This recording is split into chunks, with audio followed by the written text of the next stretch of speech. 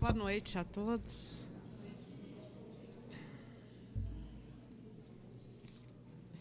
Aqui cada dia.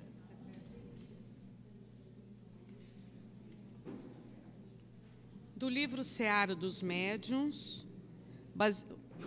Oi.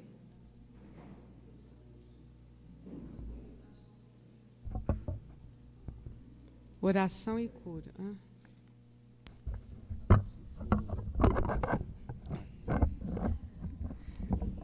Só um pouquinho, né, Karina? Oração e cura. É baseado na questão 176, parágrafo 8º de O Livro dos Médiuns. Recorres à oração junto desse ou daquele enfermo e sofres quando a restauração parece tardia. Entretanto, reflete na lei divina a que todos obrigatoriamente nos entrosamos. Isso não quer dizer devamos ignorar o martírio silencioso dos companheiros em calamidade no campo físico.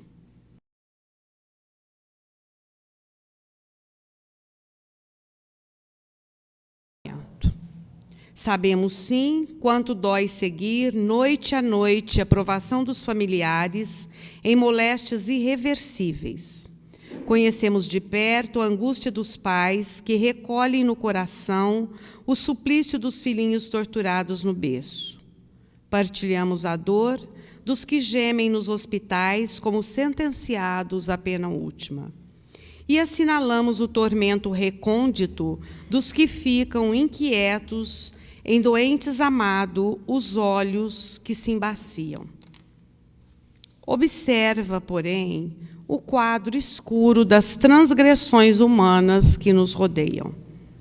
Pensa nos crimes perfeitos que injuriam na terra, na insubmissão dos que se rendem às sugestões do suicídio, prejudicando os planos da eterna sabedoria e criando aflitivas expiações para si mesmos. Nos processos inconfessáveis dos que usam a inteligência para agravar as necessidades dos semelhantes e na ingratidão dos que convertem o próprio lar em reduto do desespero e da morte.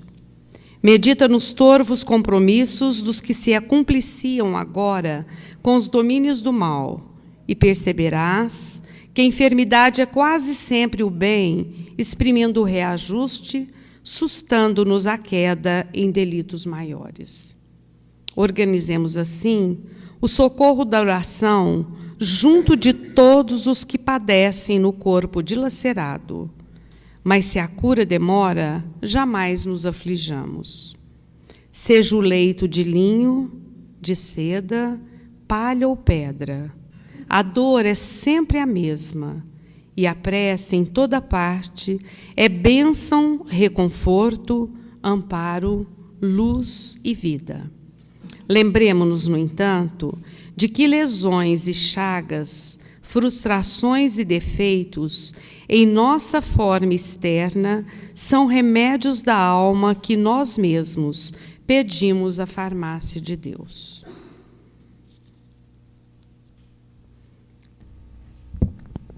Pai amantíssimo, Senhor da vida, a quem tudo devemos, que nos ofereceu Mestre Jesus, irmão amado, para que nos servisse de guia e modelo.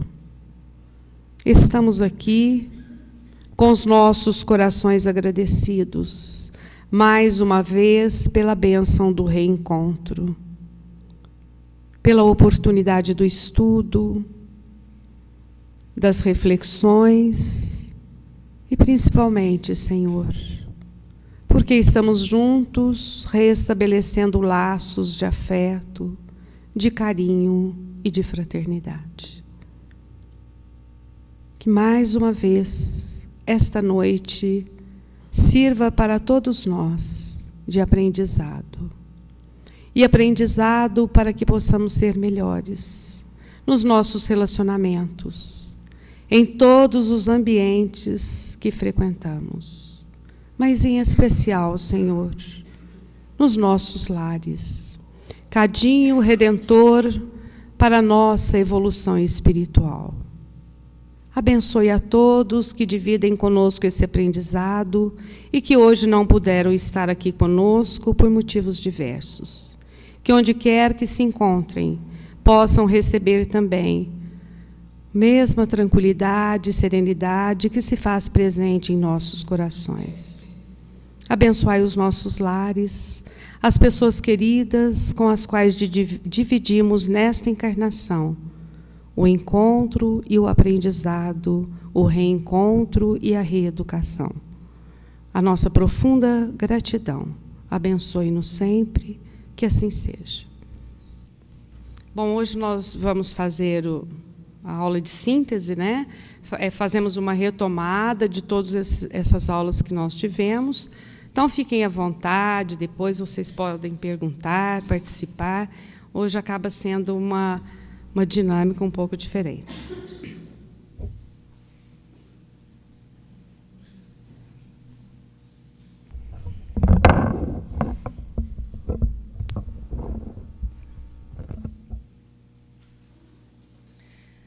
Gente, então, quem acompanha a apostila, que tem a apostila, a gente chama assim, unidade de apoio e aprofundamento, né? O que significa isso? Que a gente vai relembrar tudo aquilo que a gente estudou, e se ficou alguma dúvida, a gente vem sempre falando para vocês anotem, depois vai chegar um momento que a gente vai poder tirar todas essas dúvidas. Então, eu vou falar para vocês assim, uma síntese bem rapidinho do que a gente já estudou, para a gente relembrar, porque passou muito tempo, às vezes a gente esquece. Então, eu vou até ler aqui, porque a gente não lembra mesmo. Então, a unidade teórica que nós fizemos, nós estudamos as interferências espirituais. A gente estudou a interferência espiritual, que os espíritos podem interferir na nossa vida. O Kardec fala assim, que de ordinário são eles que nos dirigem, né? A gente lembrou isso. Depois, a gente lembrou da lei de sintonia. Como é que eles vão interferir na nossa vida? Por essa lei de sintonia, né? Que os iguais, os semelhantes, se atraem. Então, se eu tenho pensamentos negativos, atrairei espíritos com esse teor de pensamento. Se, ao contrário, eu tenho pensamentos positivos, vou atrair espíritos elevados que também têm pensamentos elevados. E que a influência pode ser benigna ou maligna, né? A benigna a gente lembra dos nossos amigos, do que foram antes de nós, que já estão em condições melhores, os pais, algum amigo de uma outra encarnação que a gente não conhece, mas que é nosso amigo e protetor, o nosso anjo guardião, os mentores da casa, os mentores nossos mesmo da mediunidade, que nos assistem na mediunidade. E a maligna é justamente quando a gente carrega esses sentimentos negativos, ou carrega vícios morais, ou vícios mesmo físicos, e a gente atrai espíritos dessa mesma condição que nos dá essa influência negativa, né? E a gente falou também das ações específicas dos espíritos junto ao homem. Como que eles fazem? Como que eles agem conosco? De que maneira? De maneira sutil, de maneira mais direta, né? Interferindo no cotidiano, no dia a dia, que eles não podem interferir na matéria, como foi o caso da escada. Ele não pode quebrar a escada, mas ele pode nos intuir a subir numa escada quando é uma influência maligna, e a escada não está muito legal, e quebrar e a gente se machucar, que era isso que ele queria. Ou também um espírito mentor pode falar, cuidado com essa escada, presta atenção, né? Nos intuir e a gente ter aquele insight, não vou subir aqui não, que é perigoso. Então, tem essa interação, né? Depois, na unidade 4, a gente estudou a comunicação com os espíritos. A gente fez um rápido histórico da mediunidade, né? Não, da comunicação, quer dizer, que a comunicação já é conhecida, nossa, desde os primeiros tempos, né? A gente for olhar nas cavernas os desenhos rupestres, da arte rupestre, a gente vai ver que já se cultuavam deuses, né? Que nada mais eram que os espíritos, e conversava-se com eles, fazia-se oferendas. E isso foi num crescente, durante toda a história da humanidade, houve essa comunicação com os espíritos. Ela só foi mesmo sistematizada quando Kardec percebeu aquele grande movimento, que foi o movimento das mesas girantes, lá em Paris, e ele codificou, ele sistematizou, né, ele prestou atenção naquilo tudo e sistematizou e codificou a doutrina espírita, e a partir daí é espiritismo, né? Então o espiritismo tem como uma parte da sua doutrina a comunicabilidade dos espíritos, mas isso não é coisa de espírita, não. Isso é coisa de ser humano, de gente, de pessoa, né? Todo mundo sabe disso. Todo mundo, desde a mais antiga, né, civilização, já fazia essa comunicação. Aí depois ele falou, nós estudamos o mecanismo e a condição de comunicação. Como que acontece a comunicação? É de perispírito para perispírito. Um perispírito do encarnado se desloca um pouquinho. O perispírito do espírito comunicante transmite, né, de perispírito a perispírito, e o corpo físico transmite toda aquela comunicação, seja ela por vidência, seja ela por audiência, né? É dessa forma que funciona.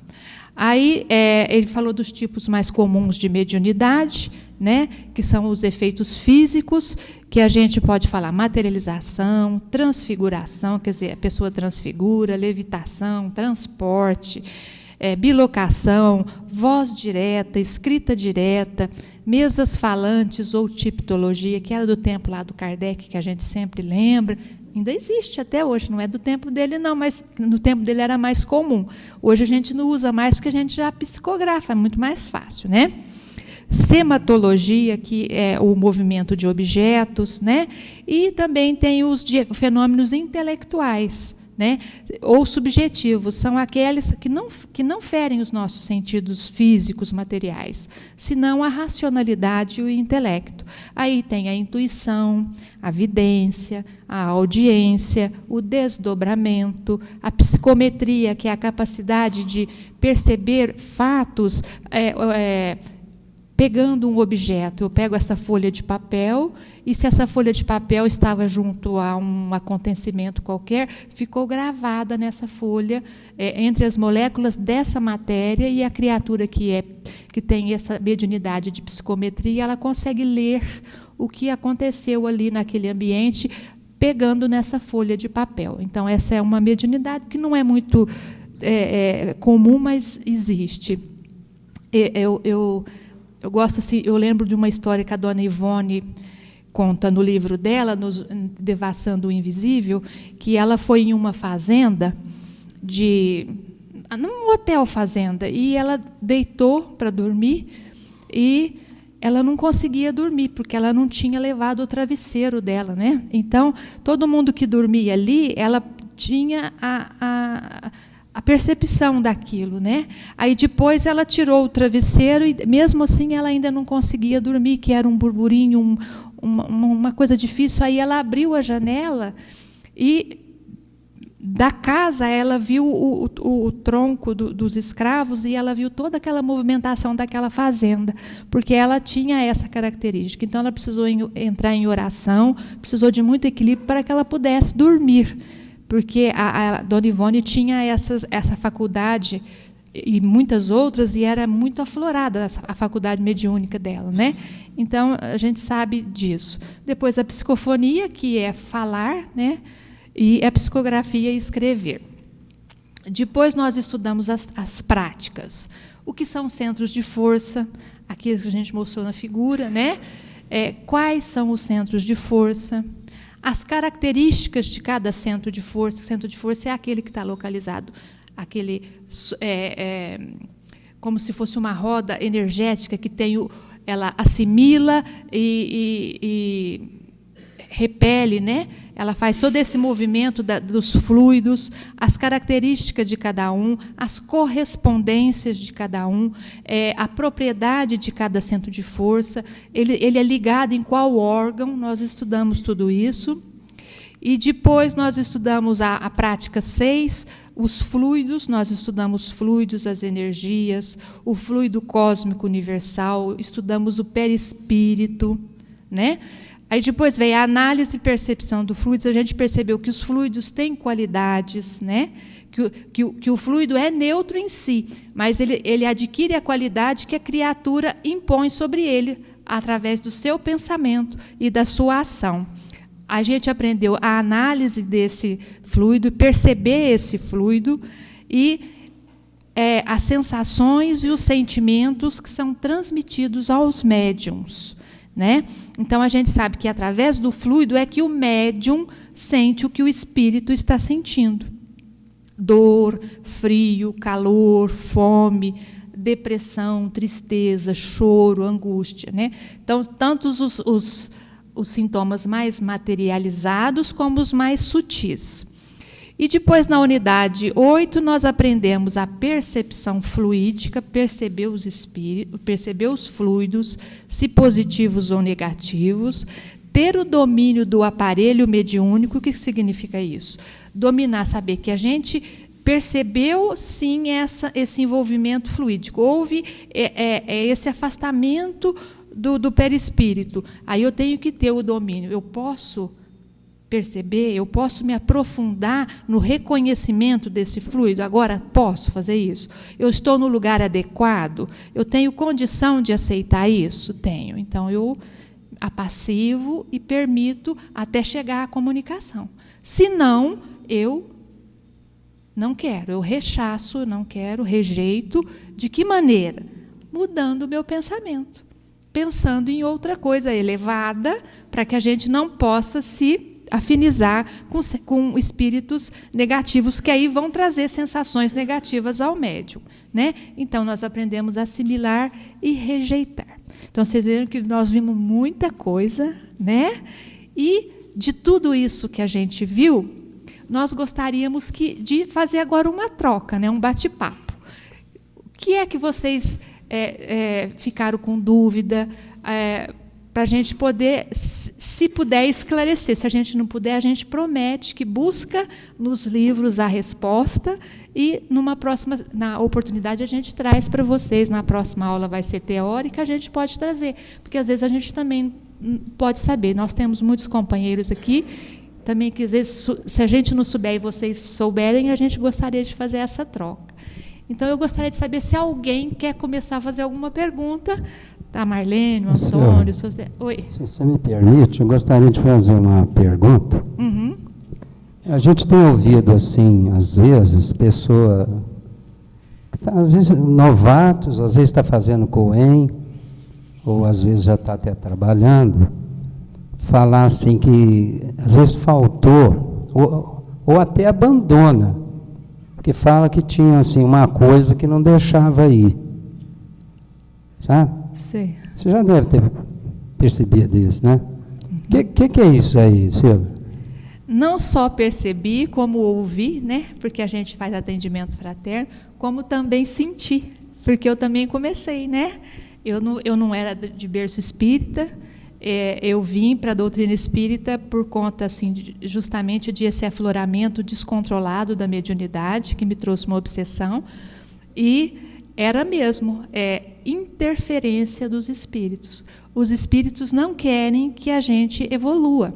Mas por quê? O que ele tem contra mim? Na verdade, alguns espíritos podem ter uma vingança pessoal, mas na grande maioria é a lei da sintonia mesmo. Como a gente está em desequilíbrio, a gente vai atrair espíritos em desequilíbrio.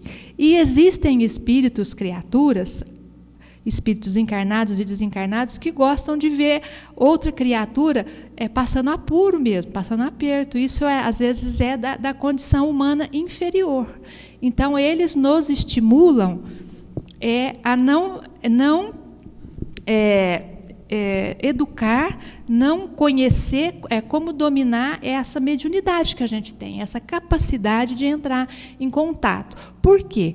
Porque quando a gente está em desequilíbrio, os espíritos inferiores se alimentam da nossa energia negativa.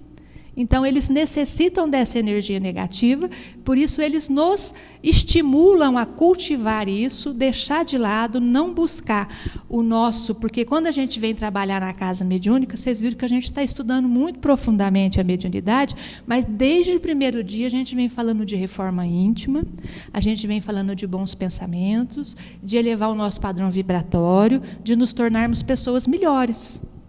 né? Então, é isso que eles não querem. Se a gente fosse mexer só com as forças psíquicas, seria até de bom tamanho para eles, porque aí nós seríamos um instrumento mais maleável para eles. Mas quando a gente começa a desenvolver o psiquismo aqui na nossa casa, e quem estuda Kardec é assim, a gente está... eu falei desenvolver é errado, né? É educar. Quando a gente começa a educar a nossa mediunidade, é justamente para o trabalho no bem, o trabalho desinteressado e o nosso crescimento espiritual, acima de tudo. Ô, Silvia, mas assim, a pessoa novata, assim, o que ela deve fazer? Ela deve ceder a isso aí, seguir em frente, o que ela deve fazer?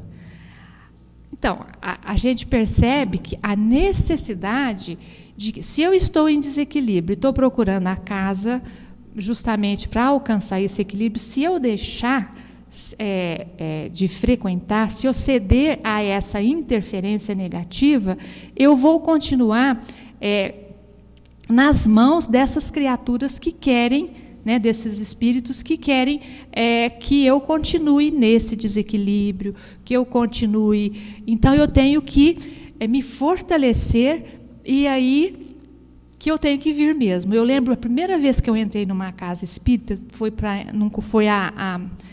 sob ordem médica, de um médico muito querido que foi, há pouco tempo atrás, que desencarnou, o Dr. Cleomar, o médico espírita, né? E ele falou: Silvia, você não tem doença nenhuma, você tem mediunidade. Eu não era espírita. Ele falou: eu vou te passar uma receita. Você vai na casa espírita tal e vai se matricular no COEM hoje, né? E eu fui, e quando eu entrei nessa casa espírita, tinha uma frase de Paulo. Falava assim: mesmo com os pés sangrando e os joelhos desconjuntados, eu devo seguir caminhando. Então, eu tomei essa frase para mim, porque era muito difícil para mim vir. Eu estou passando para vocês a minha experiência pessoal, não sei se com todo mundo é assim. Então, às vezes, eu ia para o centro espírita com vertigem, às vezes eu ia quase que chorando pela rua fora, às vezes eu chegava lá, não conseguia ficar na reunião, porque eu estava em desequilíbrio por conta desse afloramento mesmo da mediunidade, né, muito repentina e em desequilíbrio, né? Então, era muito difícil, e foi só à custa de muito sacrifício e de tentar, de persistir e tentar modificar esse estado, foi que eu consegui, senão, provavelmente, eu estaria em desequilíbrio até hoje, talvez até num hospital psiquiátrico, com uma doença psiquiátrica maior, se eu não conhecesse a doutrina espírita, se eu não tivesse a bênção de ter conhecido um médico que teve a coragem de falar isso para mim, né? E eu fui buscar. Então, a gente tem mesmo que persistir, né? A gente tem que vir sempre, mesmo que está difícil, não tem problema. A gente vem. E eu lembro uma vez também que teve uma colega nossa, uma companheira, ela tinha pânico, por conta do desequilíbrio dela, de porta fechada. Então, a gente aqui no Luz e Amor, nós temos uma casa muito boa, então a gente permitia ficar com a porta, uma frestinha aberta. E ela ficava com a mão, o dedinho para fora da porta, porque aí ela conseguia se acalmar. A gente contando assim, parece que é uma bobeira, mas imagina o sofrimento dessa criatura tendo que vir aqui durante tanto tempo com esse desequilíbrio. E ela veio constante, e hoje é uma trabalhadora, nossa companheira, que está em equilíbrio, né? Não tem mais essas fobias, essas dificuldades. Porque a gente sabe que na hora que às vezes vai acontecer o desenvolvimento mediúnico, a gente entra nesse estado de desequilíbrio. E se a gente for contar a história, a gente tem 1000 histórias para contar para vocês, né? Uhum. A mediunidade pode se manifestar, vamos dizer assim, com essas coisas, com essas fobias, com esses pânicos, não é só com a vivência, com o ouvir, esse tipo de sensação também tem a ver com a mediunidade? Quando a mediunidade em si, ela é uma faculdade neutra, né? A mediunidade é justamente para essa capacidade que a gente tem em entrar em comunicação, em sintonia com os espíritos, né? Quando eu estou em desequilíbrio, eu sou médium, mesmo que eu não saiba ainda, eu vou entrar em sintonia com espíritos inferiores, que têm os mesmos sentimentos que eu tenho. E eu falar, mas antes eu não tinha fobia. Mas quem de nós que lá para trás não tem lá um medo, um conflito, que o espírito enxerga e ele passa a estimular em você essa fobia, esse medo. Então, às vezes, quando a mediunidade, a gente costuma falar mediunidade patológica, ou seja, aquela mediunidade em desequilíbrio, aquela mediunidade que ainda não foi educada, às vezes ela apresenta assim, com fobia, com medo, simula muito pânico, depressões, vertigens, às vezes é mais difícil, mas às vezes até convulsões, às vezes acontece, né? Mas a gente sempre deve pensar o seguinte: pode ser mediunidade, mas vamos no médico também, né? Porque o médico a gente não pode abrir mão. Então a gente vai ao médico e vem para o centro espírita. Se for um problema físico, o médico está tratando. E se for um problema espiritual, e às vezes os dois, a gente consegue uma cura mais abrangente. Uma cura no sentido de que eu estarei me equilibrando mais e passarei a sentir menos essas fobias, até quando ela desaparecer. Se não for minha, se for uma sintonia de espírito, espiritual, uma sintonia com os espíritos. E se for uma doença física, eu vou ter que tomar medicamento. Ninguém é contrário ao medicamento. E quando isso acontece com criança, esses medos, essas angústias inspiradoras, a gente procura o centro mesmo, porque igual adulto a gente faz o COEM, tudo, estuda. A criança, como que trata isso? Também, o centro espírita é um grande hospital, né? A gente leva a criança lá no médico, no pediatra, no psicólogo, né? Tudo normalmente. E traz a criança para tomar o passe, faz o culto do evangelho no lar, traz a criança para a evangelização. Quando eu falo isso, nós estamos falando da casa espírita especificamente. Mas se a criatura não tem essa religião, que leve ela para a religiosidade da casa que ela frequenta, que a família frequenta, que a família se une em torno da oração. Tudo isso é importante. E também, especificamente no caso dessa influenciação estar muito forte na criança, a gente faz uma desobsessão. A criança não participa, mas o centro espírita faz. Às vezes a gente faz um passe magnético na criança. Então, existem vários tratamentos espirituais.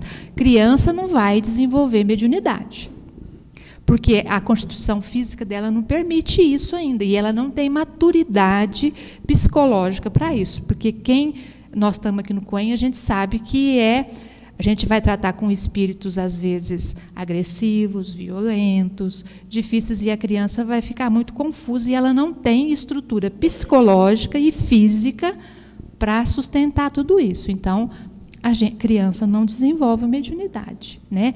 Aí a gente vai lembrar, Kardec trabalhava com as mocinhas, lá 12, 13 anos, né? Existem algumas criaturas que têm mais maturidade, mas, de forma geral, criança não desenvolve mediunidade, é mesmo evangelização. Evangelizar a criatura e a família.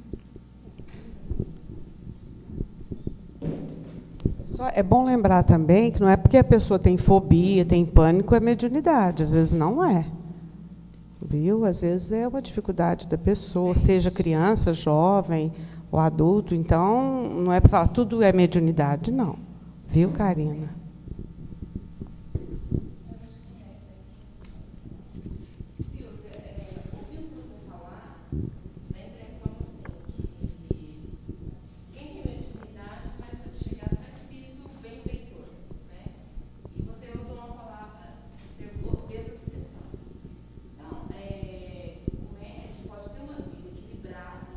Tranquila, ter uma moral digna, tá no caminho do exemplo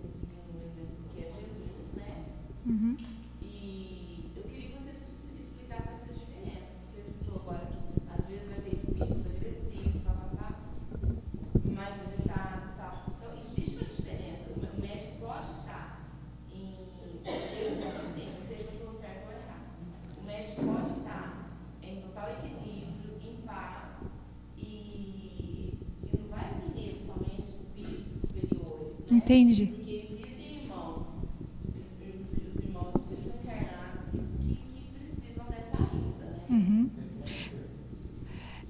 A pergunta é a seguinte: o médium, eu vou resumir, não vou falar só as palavras. O médium, ele vai receber, é necessário que ele seja equilibrado. Então, quer dizer que ele só vai receber espíritos elevados e positivos porque ele está em equilíbrio, né?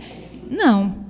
O médium, ele vai receber espíritos que necessitam de tratamento. Ele precisa estar em equilíbrio para poder ajudar esses espíritos. Então, ele vai receber espíritos de toda... às vezes espíritos agressivos, espíritos arraigados ao mal, vingativos, mas ele estando em equilíbrio, ele vai passar pela lei de sintonia, ele vai passar uma energia positiva para esse espírito. Não é que ele vai modificar o espírito, mas o espírito vai receber aquela carga energética positiva e vai perceber a diferença entre essa energia positiva e negativa, né? E a partir daí pode se estabelecer o diálogo que o espírito pode ser convencido ou não. Não é porque o espírito também chegou aqui no centro espírita, trocou meia dúzia de palavras, que está tudo resolvido. Existem obsessões que duram séculos. Não é numa encarnação só que a gente vai resolver, né? Mas o papel do médium é justamente estar em equilíbrio para poder receber espíritos necessitados. Então, a gente vai lembrar do Chico Xavier, a gente sempre imagina o Chico Xavier recebendo lá Emmanuel, André Luiz, aquela carta daqueles meninos que já estão bem, que sofreram acidente, mas que já estão amparados e socorridos. Mas Chico fazia desobsessão também. Quem conheceu a vida dele sabe que ele também recebia espíritos em profundo desequilíbrio, espíritos do umbral mais baixo, para que ele tivesse equilíbrio, porque o Chico tinha equilíbrio para receber esse espírito, para esse espírito poder ser tratado. Então, o médium também vai receber espírito de toda a gama de espírito. Não é só porque ele é médium médium equilibrado que ele vai receber só espírito mentor. Aliás, o espírito mentor vem muito pouco, viu? Principalmente no grupo de desobsessão, muito pouco mentor. Ele vem mais ser espírito para ser tratado. O mentor vem para dar uma ajuda ou outra quando a gente sai da linha, e geralmente para puxar a orelha. Não é para falar que você está bem, não, que você é melhor de todos. Se vier falar isso, vamos suspeitar que não é espírito mentor. Um minutinho que ela vai fazer depois. Não, pode fazer você. Eu tenho duas perguntas, Silvia. A primeira é referente à questão da desobsessão. Por exemplo, eu não tenho certeza se o que está acontecendo comigo ou alguma pessoa que eu conheço é a questão da obsessão. Uhum. Mas aí, de qualquer forma, mesmo eu não sabendo, eu estou na dúvida, e é ou não é. Se eu fizer uma oração, tanto para mim quanto para essas pessoas que eu acho que pode estar com uma obsessão, e se não for, eu acho que a oração nunca é errado, mas assim, às vezes eu estou direcionando meu pensamento para uma coisa negativa que não existe. Isso, o que pode acontecer com essa oração? Na verdade, mesmo sendo, no caso, por ser energias positivas, mesmo não tendo essa questão da obsessão, elas fluem para outros lugares, ou às vezes é direcionado para uma pessoa que está passando por uma obsessão. O que seria? A oração nunca é perdida. A energia da oração, não as palavras, né? O fluido, a energia nunca é perdida. Então, a gente não sabe para quem que a gente precisa fazer oração. Então, supondo no caso que você explicou, se essa criatura não está nem aí, ela já seguiu, está lá em frente, está cuidando da vida dela, e você que está presa, ou a criatura que você conhece, que está presa naquela mágoa, naquela dificuldade e não consegue perdoar. Então, você faz a oração para essa pessoa, essa oração pode se voltar para você mesmo, porque você, num ato de caridade, está querendo resolver esse assunto. Então, vai te dar mais... Ou pode ser levada para uma pessoa que precisa, que é totalmente desconhecida. A gente vê no André Luiz, que fala assim, oração refratária, né, Marlene? Fala sobre isso. Uma criança faz está acontecendo um problema na família, e uma criança faz uma oração para a mãe ajudar a resolver aquele problema. E o problema, a mãe está envolvida no problema, a mãe não tem condição de resolver aquele problema. Então, ele fala que aquela oração da criança não foi perdida. Ela foi levada, aquela energia foi levada para resolver o problema, mas não pela mãe. Sabe? Porque a mãe não tinha a mínima condição daquilo, mas a energia foi reaproveitada. Então, a energia positiva que a gente manda, que a gente emite, seja, nem precisa ser específica, pode ser aquela emoção que você passa em frente a um pé de ipê, agora tem ipê para todo lado aí, você fala, gente, mas que coisa linda, meu Deus. E aquele sentimento de gratidão, esse fluido positivo é aproveitado pelos espíritos mentores e vão levar para higienizar a atmosfera, ajudar, às vezes, um espírito que está por perto ali. Então, ele nunca é perdido. Posso prosseguir? Só, ela tem duas, depois vai você. Silvia, imaginando uma mulher que seja médium, ela descobre que está grávida. Uhum. A questão da mediunidade pode afetar o bebê que está lá na gente? Como que é isso daí? Desculpa, gente, perguntar. Eu sei pouco ainda. Não, tudo que imagina. É o seguinte, não vai afetar no sentido, se a criatura estiver em equilíbrio, se ela estiver trabalhando com boa vontade, não vai afetar, não, porque a gente tem a proteção dos espíritos mentores. Aqui na casa a gente nós temos, aceitamos as moças que ficam grávidas, e aqui nós temos uma fertilidade muito grande.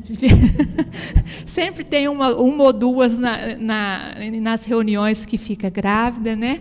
Agora a Marlene está lembrando, nós temos uma companheira que está grávida de gêmeos, e ela continua frequentando a reunião, e ela se sente bem. Então, a gente fala assim, você está se sentindo bem, você está em equilíbrio, você acha que você está doando bem, não, eu estou ótima, então você continue na reunião, não vai te fazer mal.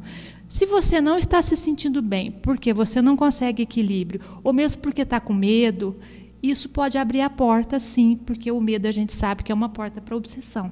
Então, se afasta, vai estudar, vai fazer grupo na oração, no evangelho, tudo bem. E também, quando a nossa companheirinha grávida de 2 neném, daqui a pouco ela não dá conta de ficar sentada 1 hora, 1h30, né? Porque a reunião dura por volta de 1 hora, mas a conversa vai 1h30. Então, quando ela já não estiver se sentindo fisicamente, mas com condição, mesmo que esteja emocionalmente bem, ela para também. Então, a gente tem esse esquema que a gente não tem tido problema, está tranquilo. Até hoje está tranquilo. Companheiro. Você falou em passe, eu queria que você fizesse um paralelo com o passe manual que a gente toma quando vai na sala de passes e esse específico também. Tá certo. Diferença, que hora que não é usado, que hora que não é, uma coisa assim. Certo. Essa lição de passe a gente vai estudar mais adiante, mas eu vou adiantar um pouquinho. A gente vai estudar passe e depois o Antônio vai passar para a gente a oficina de passe magnético, que a gente sempre faz. O passe nada mais é que a transmissão de fluidos, de energias de um encarnado, de uma criatura para outra criatura, que pode ser entre desencarnados também.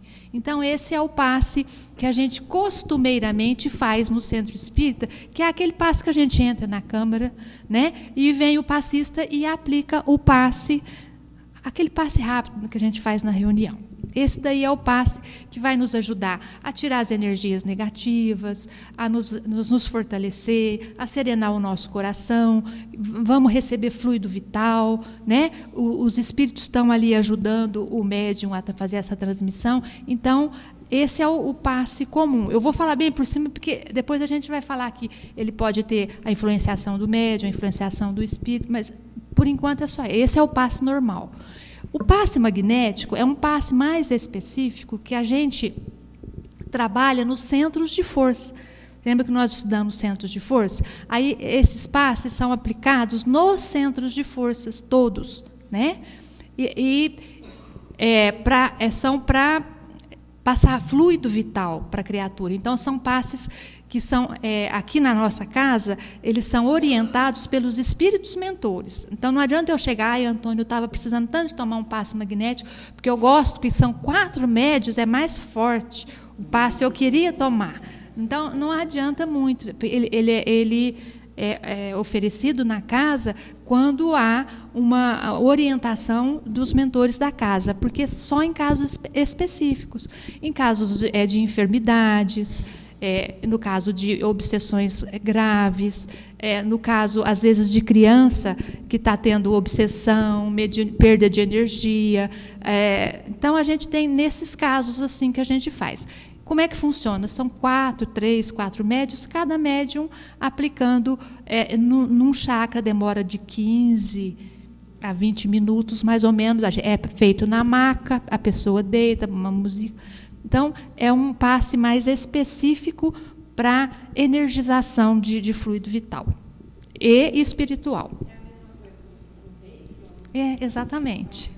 São sinônimos. É o mesmo reiki, só que a gente fala passe magnético, ou podia falar reiki também, porque o reiki, o Antônio vai explicar mais, ele sabe mais, estudou mais, na oficina de passe, ele vai explicar que tem alguns comandos, alguns movimentos, que no passe magnético não. É simples, é só mesmo imposição de mão no chakra.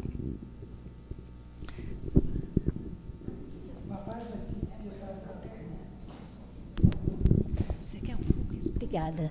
Eu gostaria que você falasse um pouquinho sobre a relação do sonho com a mediunidade, sonho com pessoas desencarnadas, assim, bem frequentes, alguma coisa assim. Obrigada.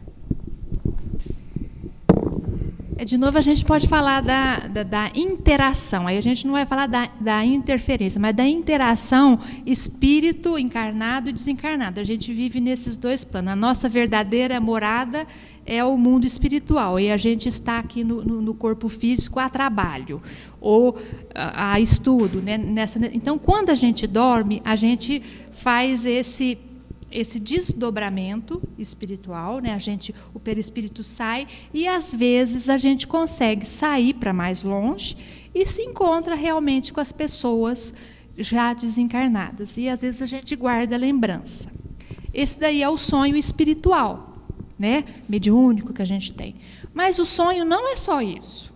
O sonho também tem o sonho que o Freud falava lá, que é a manifestação do inconsciente. De repente você está saudosa, de repente tem um conflito qualquer, mesmo que não seja consciente, com essa criatura que você sonha, ou com situações que a gente sonha. Então, existe esse tipo de sonho também. Nem todo sonho é espiritual, é desdobramento espiritual. Muitas vezes é mesmo esse mecanismo do nosso inconsciente para lidar com os conflitos que a gente não sabe. Então, ele se apresenta através de sonhos e símbolos. Então, muitas vezes a gente não entende. Lá no livro de André Luiz, eu não vou lembrar qual, porque eu sou péssima para guardar nome, a moça ela sonhou com um parente desencarnado, e o parente desencarnado estava dando conselhos para ela. Então, ele falava de flores, tal, mas, de repente, chegou um espírito desencarnado e entrou no meio da conversa. Então, o que ela guardou no sonho? Que havia uma jarra com flores e que passou uma cobra e derrubou e quebrou o jarro. Quer dizer, ela nunca iria imaginar que isso aí era um sonho, que ela tinha tido um encontro, né? Então, o sonho tem essas facetas. Ele pode ser espiritual, pode ser de aviso, de premonição, pode ser de encontro, e pode ser esse sonho mesmo que, às vezes, eu tenho um conflito qualquer e eu sonho com esse conflito. Às vezes eu sonho que eu estou perdida, às vezes eu sonho, sei lá, N coisas que a gente pode sonhar. Então, tem esses 2 lados do sonho, que a gente também não pode pensar que é só espírito, porque senão a gente não precisaria reencarnar, né, gente? A gente faria nosso desenvolvimento lá no mundo espiritual. Se a gente vem para cá, tem tudo. O corpo, ele tem toda a estrutura orgânica, psíquica, né, psicológica, ela tem um peso muito grande, né, na vida da gente. Ficou claro? Tem uma moça ali que pediu para fazer uma pergunta, não pediu? Foi aí no fundo? Então, pode fazer. Depois aí a gente faz. Eu tenho questionado, por exemplo, eu sou bonzinho, eu sou santinho,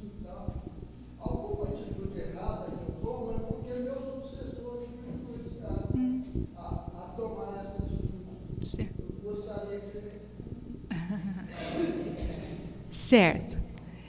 Então, de novo, na interferência, na influência espiritual que a gente está falando. Ninguém vai influenciar em uma pessoa qualquer qualidade, qualquer virtude ou defeito que ela não tenha. O que significa isso? Se eu, por exemplo, vou fazer um exemplo bem simples. Eu sou dada ao vício da bebida, eu gosto de beber, né? Então, o espírito fica ali em volta de mim. Vamos beber um pouquinho, vamos beber um pouquinho, vamos beber um pouquinho. Eu acabo bebendo e posso falar assim, foi o espírito que me atazanou tanto que eu acabei bebendo. Mas se eu não tiver esse vício, se eu não tiver esse hábito, ele pode falar, vamos beber um pouquinho, eu vou lá e tomo um copo d'água, tomo um copo de chá, tomo o que for. Então, ele só vai influenciar em mim o que existe dentro de mim, ainda que eu não consegui me libertar. Então, se eu for uma pessoa maledicente, os espíritos que vão se aproximar de mim, eles vão estimular eu fazer maledicência. Porque eu tenho isso em mim. Tem até uma figura que uma vez eu achei muito interessante. Se você põe um prato cheio de cenoura em cima dessa mesa aqui, e do lado de cá um prato cheio de ouro, ou de dólares, ou euros, ou o dinheiro que for do outro lado da mesa, e solta o coelhinho no meio da mesa, o coelhinho vai correr para o prato de cenoura. E se a gente põe uma pessoa em frente à mesa, ela, obviamente, vai pegar o dinheiro que ela pode comprar caixas e caixas de cenoura, né? Se fosse o caso. Então, é assim, a gente é atraído por aquilo que nos interessa. É nesse sentido. Então, espírito nenhum vai te obrigar a fazer alguma coisa, te levar, te induzir a fazer uma coisa que você não queira fazer. As escolhas são nossas. Certo? Tinha ele aqui primeiro, depois a gente vai aí.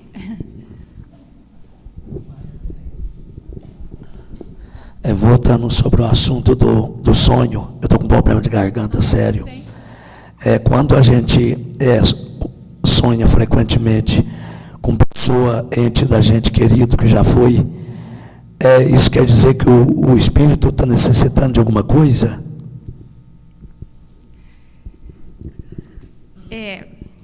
Pode ser que esteja, e pode ser que nós tenhamos muita saudade desse espírito. Então, a gente está buscando esse espírito. Às vezes a gente vai até o encontro dele mesmo, ou outras vezes fica só a saudade mesmo, a reminiscência, né?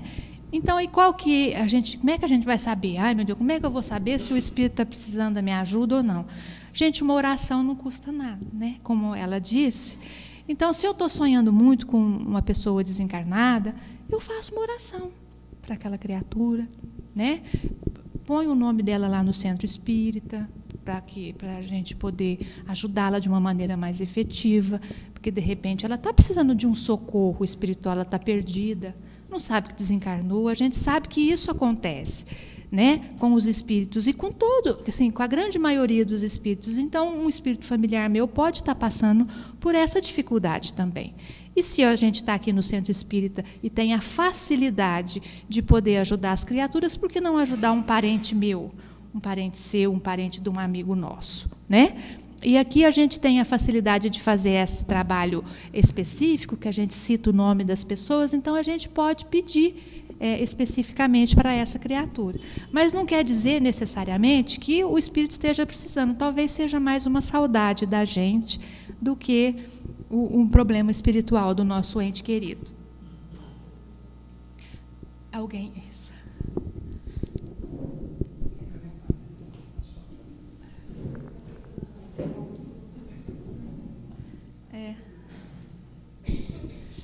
Eu estou vendo assim, meu primeiro pensamento, né, que quando desencarnava, a partir de então você vai evoluir num outro plano, né? E quando você vai falando dessa necessidade do desencarnado, precisar dos encarnados para poder se orientar, parece que a coisa se inverte. Então, eu acho que eu pensava que talvez nós encarnados precisaríamos da orientação dos desencarnados. Mas você fala o tempo todo também do ao contrário, né? Desse desencarnado vir buscar, né, orientação junto a gente. Então, eu queria que você falasse a esse respeito. Certo. A respeito da influenciação, né? Da busca, é uma busca de mão dupla. Eu sempre também falo isso, né? É porque a gente é muito materializado, nós todos. E quem não é espírita, e a gente tem notícia de que até quem é espírita, muitas vezes, quando se vê desencarnado, não percebe que desencarnou. Não é porque seja ruim, não. É porque está preso naquela ideia da vida, do cotidiano. A gente acorda de manhã, abre os olhos, olha, tem parede, tem cama, tem remédio, tem pessoas, tem jardim. Da mesma forma, quem assistiu o filme Nosso Lar. Então, eu tenho a impressão que deve ser muito difícil a gente desconfiar, ter esse insight que desencarnou, né? Então, por isso que eu estou sempre falando que a gente precisa de ajuda. Isso para o ser humano normal, mais equilibrado, que é aquele que não faz o mal, que está ali na vida, no cotidiano. Então, ele é socorrido, é amparado, e muitas vezes não adianta falar para ele que ele morreu, né? Que ele desencarnou, porque ele fala, imagina, esse povo está doido. Estou vendo aqui tudo, estou sentindo fome, estou sentindo frio, preciso de roupa. Então, por que ele precisa do encarnado? Porque quando ele é trazido para a reunião mediúnica, quando existe essa interpenetração dos perispíritos, o perispírito do encarnado ele é mais denso, ele tem o fluido vital, que dá vida à matéria.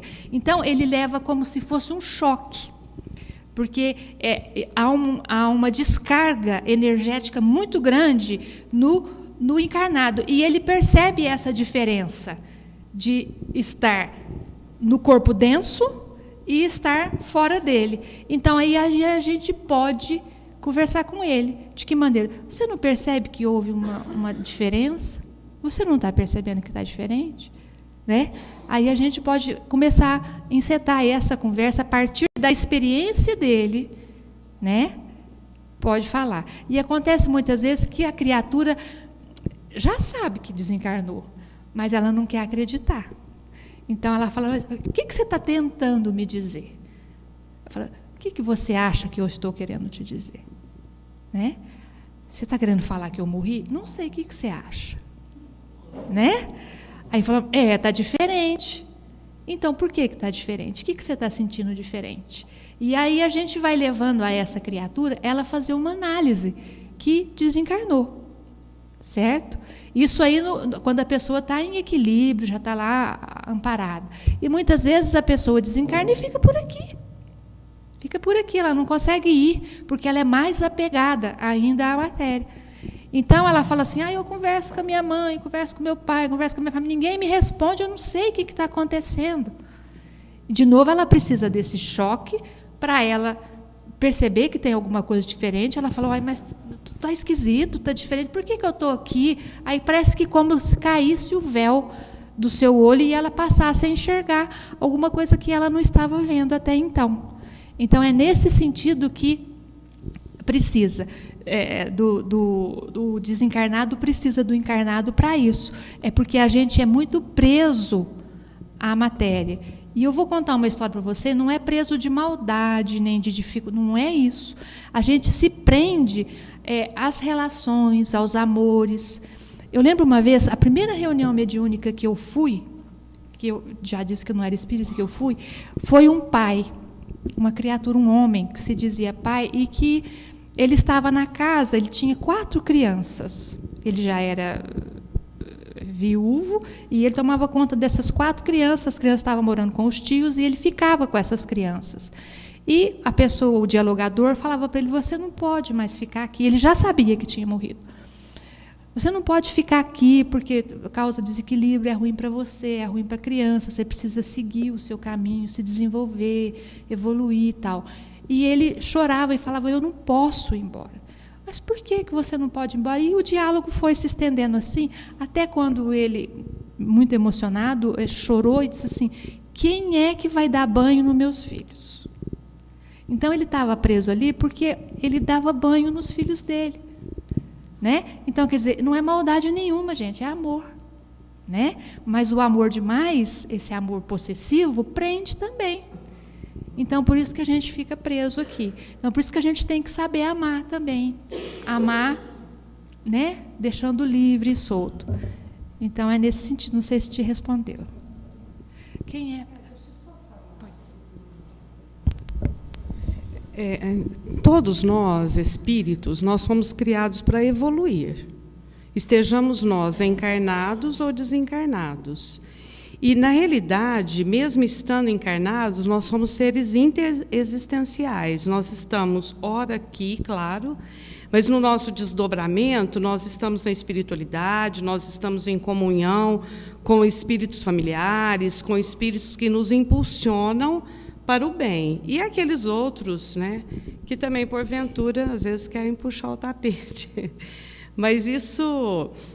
E, na realidade, essa interação, ela existe sempre, dos desencarnados para os encarnados e nossa para com eles. Agora, é evidente que, quando nós estamos encarnados, nós viemos com esse propósito de caminhar aqui, mas nós estamos assessorados. Nós temos uma assessoria espiritual dos nossos familiares, daqueles que comungam conosco da nossa escalada evolutiva, porque nós somos criados em grupo. Então, nós temos sempre um grupo para caminhar. E esse grupo não quer dizer que esteja todo aqui. Alguns estão aqui, outros estão na espiritualidade, e é claro que um está assessorando o outro.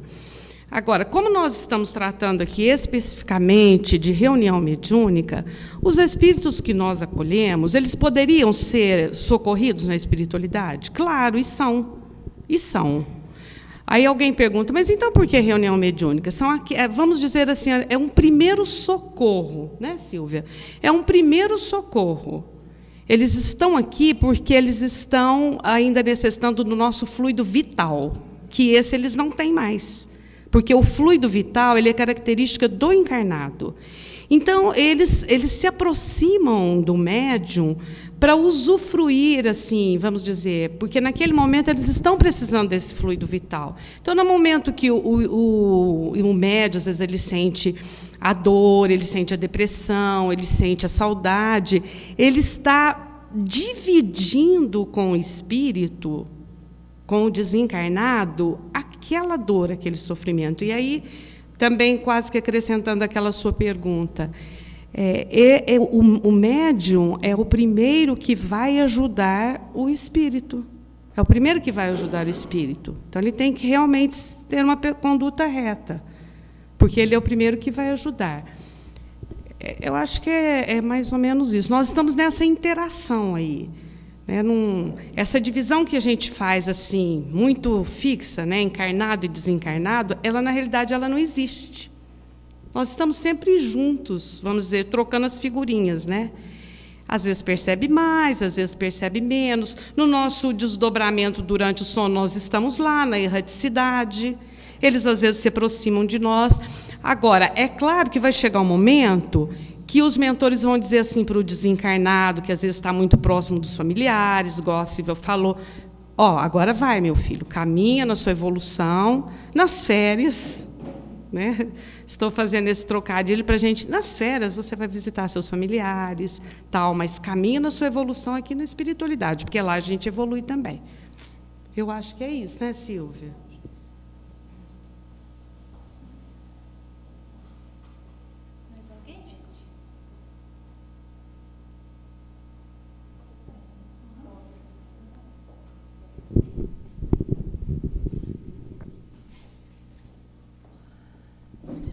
Silvia, eu sei que a gente não chegou ainda nesse assunto sobre vampirismo, mas eu queria que você desse uma pautazinha, só porque eu tenho assim, uma certa curiosidade. Poderia-se dizer que desobsessão seria mesmo que de certa forma, desvampirismo?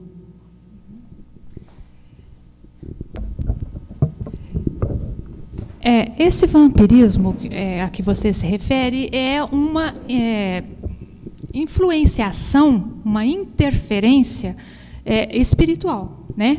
Um espírito muito arraigado ao mal, ele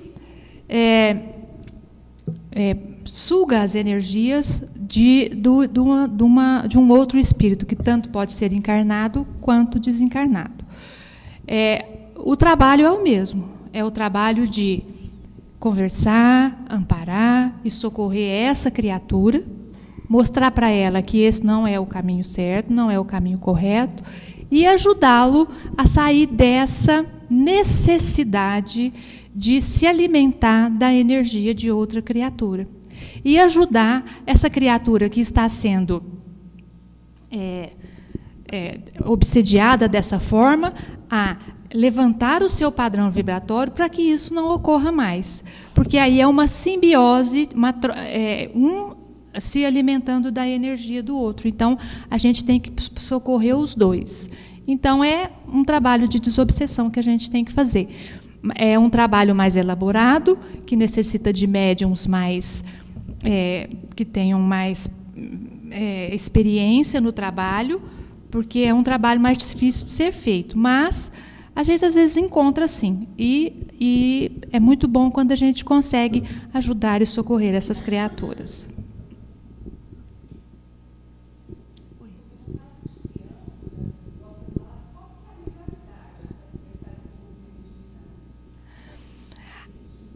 A gente costuma dizer assim que a mediunidade a gente não desenvolve.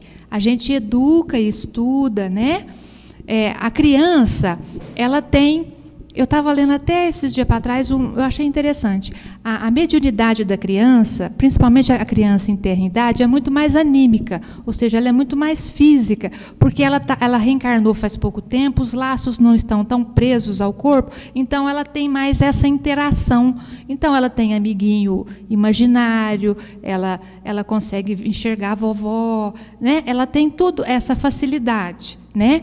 Mas com o tempo isso vai diminuindo. Algumas poucas pessoas continuam com isso. Então, não existe idade para desenvolver. Assim, aqui no Centro Espírita, a gente pede para ter 18 anos. Por quê?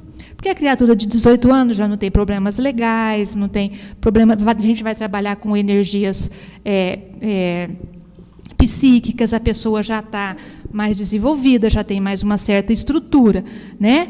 Mas o que é, acima de tudo, desenvolver a mediunidade? É desenvolver o ser, a criatura, e educar a criatura. Então, o nenenzinho na barriga da mamãe já pode ser educado. Quando a mãe põe uma música bonita, ensina a criança a orar, né, ali junto, conversa com ela. Então, a partir desse momento, você vai mostrando Deus para a criatura. Tudo isso, quando vem pequenininho, você conta a historinha de Deus, faz o culto no lar, traz na evangelização.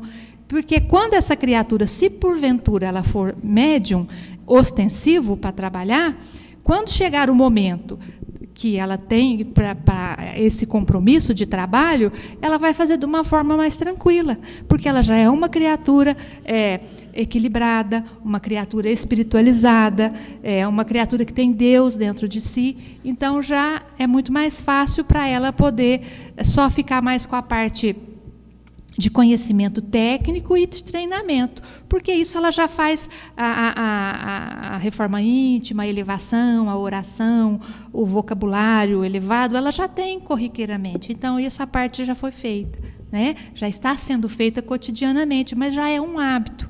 Então, é nesse sentido, tá?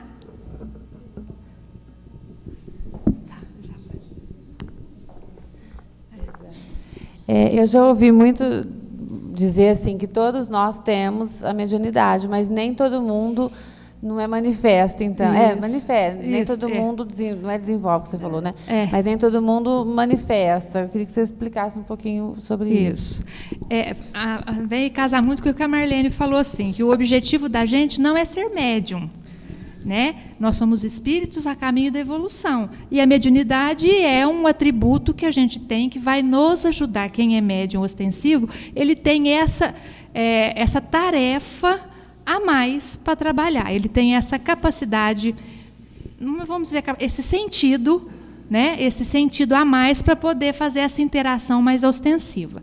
Todos nós temos mediunidade no sentido que todos nós somos influenciados e influenciamos. Como a Marlene falou, a gente está aqui no plano físico, mas a gente tem essa interação. Então, isso aí é ser médium, é fazer essa interação. Né? Mas não serão todos nós que estamos aqui que têm essa mediunidade ostensiva, essa mediunidade de ver mais ostensivamente espíritos, conversar com espíritos, sentir espíritos. Porque esse sentido da mediunidade mais ostensiva é um sentido orgânico. A pessoa já nasce com isso, né? Com esse sentido a mais. E aí cabe a ela educar e direcionar para o bem isso aí. Então, entre todos nós aqui, aparecerão alguns, ou talvez nenhum. A gente não sabe. O nosso objetivo, quando a gente vem fazer o COEM aqui, é justamente buscar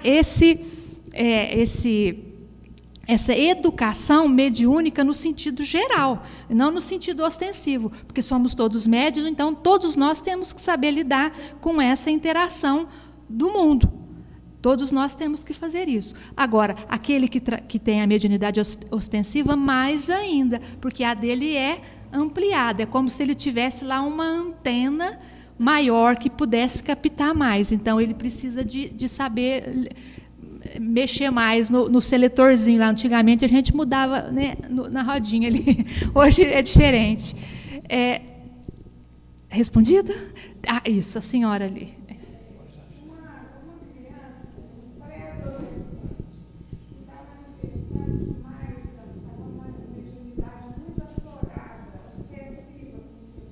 Uhum. Eu ouvi dizer um processo de trancar a mediunidade. Isso existe? Para poder estudar, para poder deixar mais para frente. E depois, lá na frente, destrancar a mediunidade. É o seguinte. Olha, eu não saberia dizer muito o seguinte, é assim. Todo mundo tem lá o seu momento de trabalhar. Mas existe realmente momentos na vida de uma pessoa que é complicado. Para um pré-adolescente, para um adolescente, primeiro, ele não tem condição de desenvolver, não é desenvolver, de educar, de trabalhar, de se dedicar ao trabalho. Ele é uma pessoa que ainda está buscando as experiências da vida, do dia a dia, da festinha, do amigo, da socialização, né, de tudo isso. Ele precisa pensar na carreira, no estudo, em tudo isso. Então, às vezes, fica difícil para ele exercer esse trabalho. Então, às vezes, sob a orientação de espíritos mentores, às vezes, consegue-se, através do passe magnético, a gente fala fechar o chakra, mas acho que não é por aí. A gente consegue uma concessão de um tempo maior para que a pessoa possa se desenvolver. Ela está só jogando para frente esse compromisso, adiando um pouquinho esse compromisso, no sentido de poder encaminhar a vida dela de uma maneira equilibrada, para que mais tarde ela possa... Então, existe sim isso. Existe sim. Mas não é que tranca nem nada. É concedido a ele um tempo maior, os espíritos conseguem. A gente não entende muito como é que é o trabalho, mas manipulando os fluidos consegue fazer com que essa antena que estava aberta se feche um pouco para que a criatura possa se desenvolver. Da mesma forma que também acontece isso quando a criatura está muito desequilibrada, num estado que já deu desequilíbrio psíquico, com medicamento. Às vezes a pessoa está lá no hospital psiquiátrico, ela toma medicamento, fecha a consciência, fecha, e ele não recebe espírito mais, porque o espírito não tem acesso à mente do doente. Né? Então, é possível ser feito. A gente não sabe muito como é que faz, a gente sabe fazer ali, a gente é instrumento, mas pode acontecer.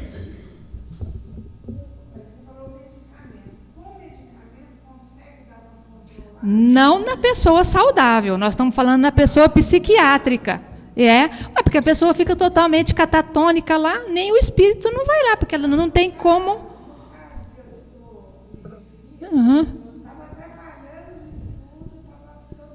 Não, mas aí não é com medicamentos. Isso aí é mesmo, quando eu digo medicamento, aí é o médico que vai. É o médico que vai ver isso daí lá né? Aí a gente aqui no Centro Espírita, o que a gente faz?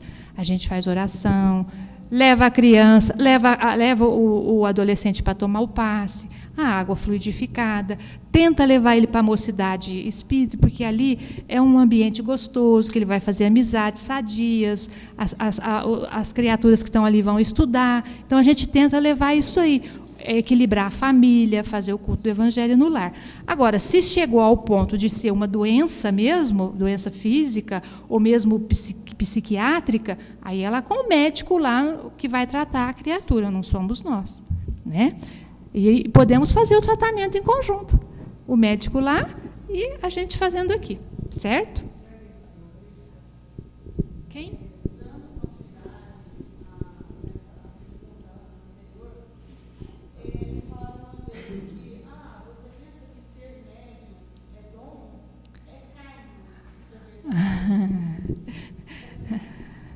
Ser médium é tarefa, né?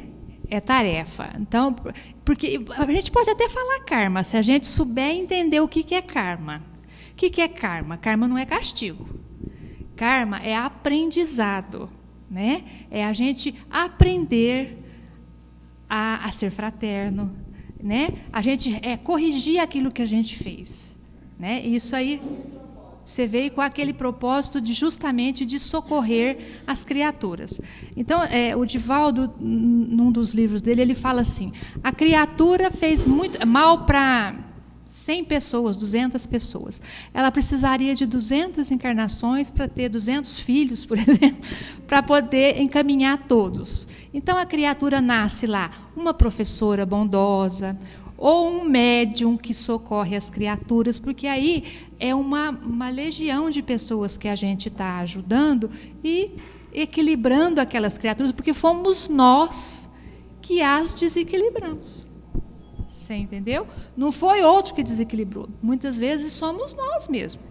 Então, muitas vezes, aqueles espíritos que estão lá desequilibrados, que a gente está recebendo lá no mundo espiritual, e a gente, às vezes, se espanta com ele, às vezes a gente foi um dos responsáveis pelo desequilíbrio daquela criatura, né? Então, o médium ele vem com essa oportunidade de correção. Então, é uma oportunidade maravilhosa que o médium tem de conseguir resgatar os seus débitos de uma maneira mais rápida. Certo? É interessante que nós temos que entender o seguinte, que nós precisamos buscar as nossas escolhas, até na seara religiosa. Você não é obrigado a ser médium. Porque se isso for um sacrifício para você, então tchau, bem, está errado. Não pode ser um sacrifício, né?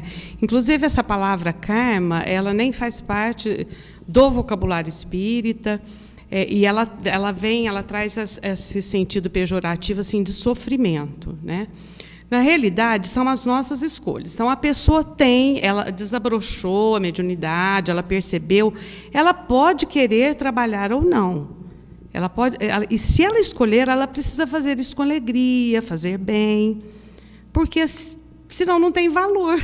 Se todo dia é um peso para ela ir para a reunião e participar disso, então vai escolher outra coisa, negocia aí com a espiritualidade. Olha, nós tínhamos uma amiga que ela dizia assim, médium não quero ser, sempre espírita, eu prefiro trabalhar na evangelização. E interessante que ela ficou assim, um período muito grande só com a evangelização. Isso não é ser médium? É também. Porque ela estava nessa seara, tinha que estudar, trabalhar com as crianças. Isso é mediunidade.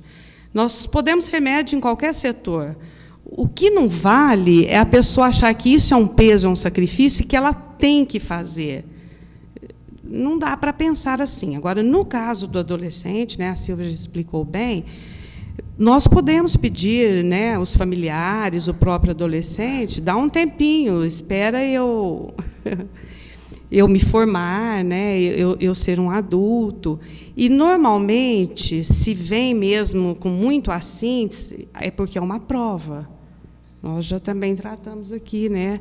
A hora que você perguntou, eu me lembrei uma vez de um pré-adolescente, e realmente, assim, ele estava numa situação muito difícil. Aí você vê que é uma prova. Regra geral, nós temos que buscar o estudo, equilíbrio, alegria, e trabalhar assim com alegria. Mediunidade não é peso, não. Porque se for peso, está errado.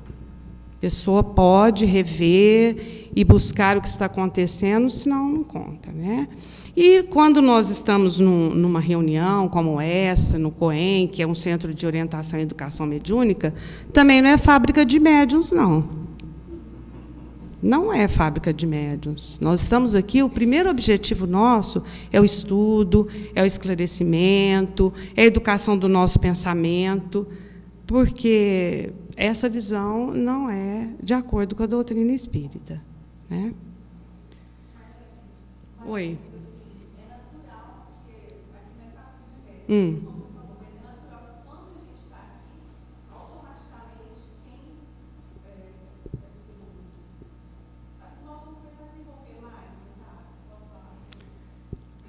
Quem não é médium não vai ficar 2 anos aqui, vai se tornar médium. Só vai trabalhar mesmo com a mediunidade ostensiva, igual a Silvia falou, aquela pessoa que já tem esse compromisso. E nós temos criaturas aqui que estão aqui há 20, 30 anos, fazendo COEM desde que foi iniciado, e não é médium. Então, o que nós vamos aprender mesmo é a lidar com os nossos pensamentos, com as nossas percepções, porque isso todo mundo capta, concorda? Todos nós captamos. Todos nós temos a sensibilidade que vai além do nosso organismo físico para captar, por exemplo, um pensamento, às vezes, negativo ou positivo, porque mediunidade é lidar também com coisas super saudáveis. Então, esse aprendizado todos nós vamos ter. Mas nem todos, né, igual a Silvia falou, nós vamos para uma reunião mediúnica e vamos doar, por exemplo, nosso aparelho fonador para um desencarnado, ou a nossa intuição, ou a nossa mão para uma psicografia, ou a vidência. Isso não vai acontecer com todos, a não ser com quem realmente tem o compromisso. Viu? Fala, Marlene.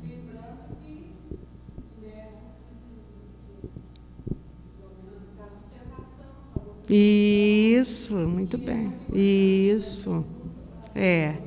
Isso. Bem lembrado, Marlene. Viu? Qual que é o seu nome? Então, na realidade, o que vai acontecer? Todos nós, se vocês continuarem aqui, ficarem até nós terminarmos o curso e forem encaminhados, todos vão ter trabalho. Então, alguns vão trabalhar na seara do passe, outros vão dialogar com o espírito, e está lá, super lúcido, né, conversando, como se conversa com o encarnado, porque realmente é isso, né? Todos nós somos espíritos e estamos aí nas nossas necessidades. Outro vai doar energia para que a reunião tenha uma sustentação espiritual positiva. Então, todos nós vamos trabalhar. Então, nesse ponto que todo mundo é médium. Mas não obrigatoriamente que todo mundo vai dar passividade para que um desencarnado ou verbalize, ou escreva, ou se mostre, né? Assim por diante. Acho que já até deu, né, Silvia? O horário. Gente, então o nosso horário está em cima. Então a gente vai sempre fazer reuniões. Não será sempre dessa mesma forma, a gente vai buscando outras formas. Conforme a gente for estudando, de quando em quando tem... são duas teóricas e 4 práticas. Aí a gente faz um aprofundamento. E aí a gente vai estar sempre... Então, quando vocês tiverem alguma dúvida, anotem, porque aí a gente pode discutir. É nesse momento que a gente vai poder discutir o que a gente ficou para trás, alguma dúvida, né? E a semana que vem a gente retorna e vamos encerrando. agradecendo a Deus, a Jesus e aos amigos, os protetores espirituais dessa casa, que trouxeram paz, harmonia e serenidade, para que fizéssemos essa reunião